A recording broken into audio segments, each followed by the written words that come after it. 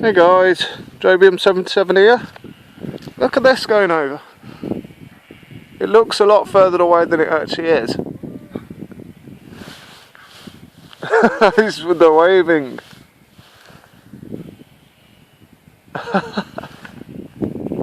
That's going up quite fast now. Anyway, so after a long time on,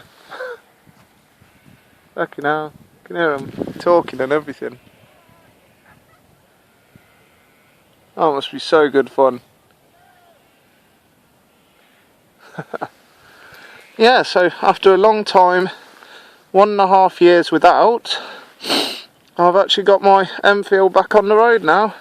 Taxed, MOT'd and everything else in between. So I know you guys haven't really had a good look at it yet. So here she is. This is a 2007 model Royal Enfield Bullet Classic. I got it because I just wanted something a little bit different. I didn't want to keep getting sports bikes or sports tourers, and I also wanted something really cheap to run. And Jesus, is this cheap to run? I mean, this is like the cheapest bike you could ever imagine. So on it, it's got it's a 500cc version. It's a single cylinder. As you can see, it's got a nice big fat cylinder there. It's got a twin leading drum brake at the front, which sucks. If you want to stop on this, you just have to give it written notice, because it will not stop in a hurry. God, that's still going. So the tyre at the front's like a wheelbarrow tyre. Quite like this. Look how skinny that is.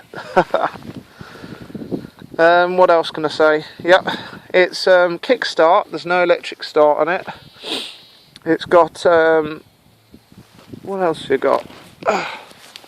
On the engine, it's push rods here, so they go up to the valves at the top. There's tappets under here, so you have to adjust the valves underneath this cover. Got gearbox here, this part here, which is separate, so you can actually take that off if you need to do something with the gearbox. Now the gear change is on the right hand side here instead of on the left, and as well as that, it's upside down, so it's literally upside down and back to front. So you have to go up for first gear and then down 3 times for second, third and fourth. It's only got 4 gears. This kick lever here, that's quite interesting. That's a neutral finder. So if sometimes, because the gearbox is quite slow and clunky, you come to a stop at, say, a junction or something like that, and you need to be in neutral, you can just ram your heel down on this and it puts it straight into neutral, which I think is a pretty nifty thing, really. Carburetor there. It's got a choke as well, so it's not an automatic choke.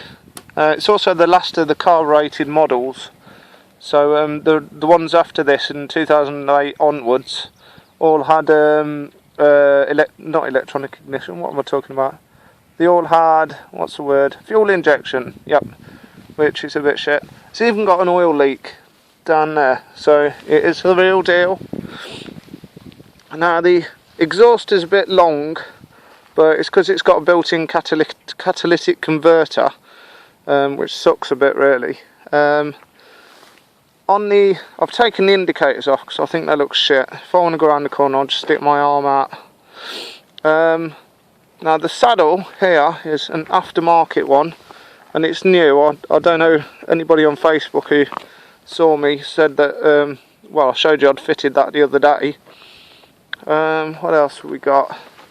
So we've got there's a light toolbox here in there. That is the battery, which is under a lockable case. Got the points under here, under this cover, so you take this off, and under there's another cover, but it's slightly sideways.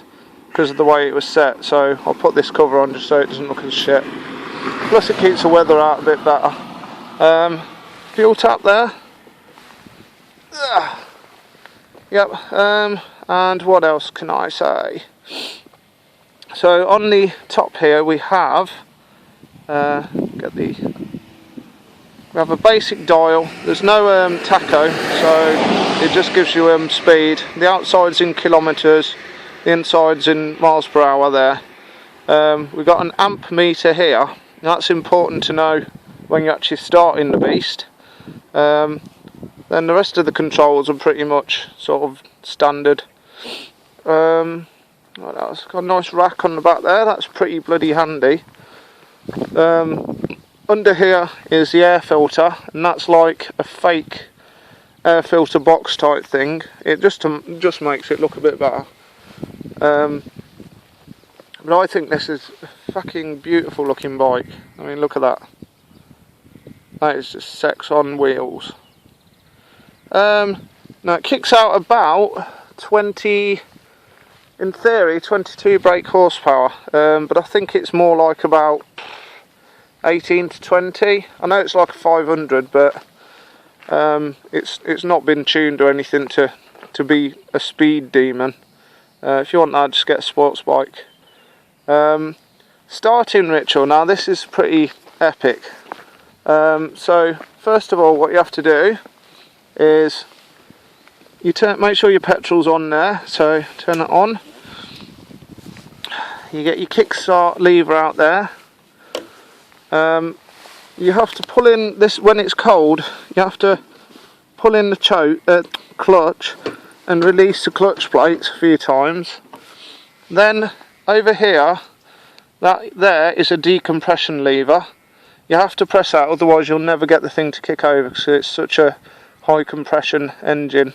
So what you do is you kick it over 1, 2, 3 or 4 times, and then if it's cold morning you'll need the choke on at this point as well, which you just press down. And then I could do with somebody to help me with this shit, but I'm on my own. Turn the ignition on. Now if you see there, the amp meter flicks to the left there.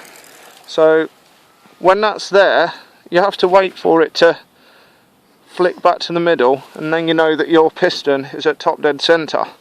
And then if you're lucky, all you need to do, whoa, just zoomed in, that's cool, let's zoom back out again, is give it one good almighty kick and hope it doesn't, there we go.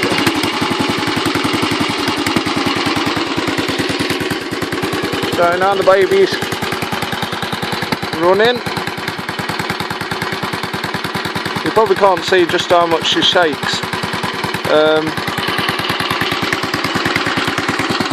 And you can hear the sound here, it's pretty nice.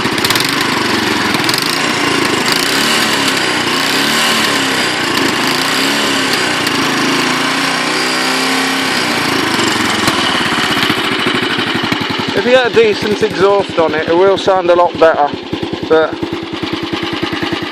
oh, it smells lovely.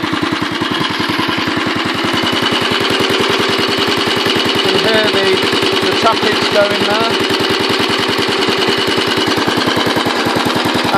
Rear brake here, that's the rear brake. Right, so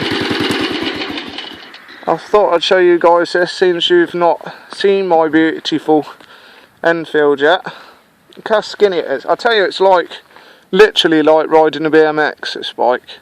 I'll do a vlog later on in the week, but at the minute I've got no audio on my helmet cam because it's buggered up, but I'll do a sort of riding review later on in the week. Anyway, I'll catch you guys later, and thanks for watching.